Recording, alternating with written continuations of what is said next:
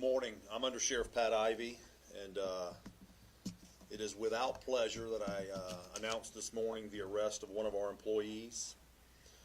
I'm announcing the arrest of just shy of 4-year veteran corrections officer Hunter Jean.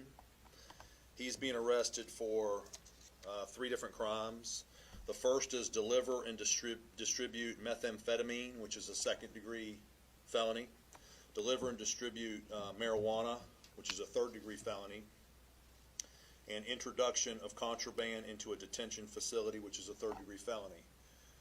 The arrest stems from information that was received back on October 20th of this year in reference to the possibility that somebody was indeed entering contraband into the detention facility or jail. It culminated this morning, early morning hours, with our Integrity and Special Investigations Unit able to conduct an investigation and indeed verify that the offenses were occurring. There actually was a delivery of that contraband this morning. We have recovered marijuana, cigarettes, and methamphetamine from that investigation. The employee was brought in and interviewed and gave some specifics in reference to what was alleged against him.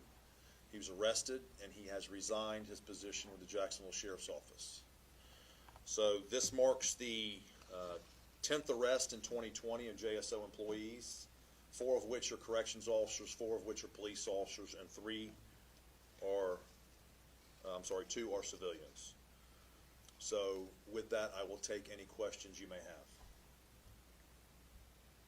How long do you believe he had been dealing in these drugs, sir? So we will have to go back. That's part of this. We will go back and look at if we can tie any other times, but I would suspect that this is not the first time. Follow-up question, sir. Do you have any idea exactly how much methamphetamine and marijuana he might have been dealing with, sir? I know that he was able to carry it in a small package, but I don't have the actual weights with me here. As far as distributing that to the inmates inside the jail, do you have an estimate on how much of those drugs made it into the hands of inmates? So the actual delivery occurred, and then it was immediately seized after delivery, and he was taken into custody. So none of the drugs from this delivery are in the hands of any inmates at this time. But it could have been from previous. That's hard to tell. Like she's already asked, we go back and we see how many times we can, if we can, and see if it happened before. We do take the time then to go back with the inmates and see if any potential inmates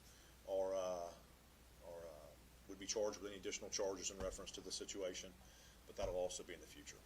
Sir, do you know approximately how much he was selling the methamphetamine and the marijuana for to the inmates? Do you have a...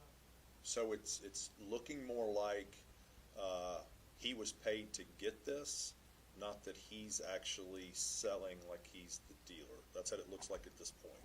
But again, some of that, those finer points will come out further later. Are there other people involved? At this time, we have no indication of other people. But if they are, we'll figure it out, and they'll meet the same fate. Anything else? One last question. If an inmate were to have found this contraband or drugs, what additional charges would that be? Again, possession, you would let it go through the process. Remember, you're the receiver, so it's funny, the law is not very specific on, it's very specific on possession, it's very specific on selling or distributing. So if you receive it, you have possession of it, that would be a charge. And I would say this is, I get asked after I do one of these, how does this make me feel? I would say I encourage law-abiding citizens to come apply with this agency. This is a very good agency. This situation demonstrates that the members of this agency will not put up with this because in essence, we got a tip. We had internal resources working on this, and this is how we deal with it. So we have good jobs. We encourage people to apply, and let's get rid of the bad apples. Thank you.